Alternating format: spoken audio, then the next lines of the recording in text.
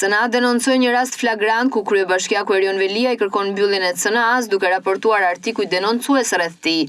CNA solli një ditë më parë përmes një shkrimi artikullin e raportuar nga Velia, ku qartazi dukej që nuk ekzistonte asnjë nga shkeljet e të drejtave të autorit siç pretendohej. Në lidhje me këtë rast flagrant ka reaguar ashpër Asociacioni i Gazetarëve Shqiptar duke theksuar se raportimi i përmbajtjes mediatike përmes mekanizmave të platformave online, kur ai synon kufizimin ose mbylljen e një mediumi kritik, përbën një praktikë shqetësuese që mund të cënojë seriozisht lirinë e medias dhe të shprehjes. AGSH kujton se mos pajtimi me përmbajtjen editoriale apo kritikat mediatike nuk duhet të trajtohen përmes presionit administrativ, raportimeve të rreme apo mekanizmave që rrezikojnë ekzistencën e një medieje.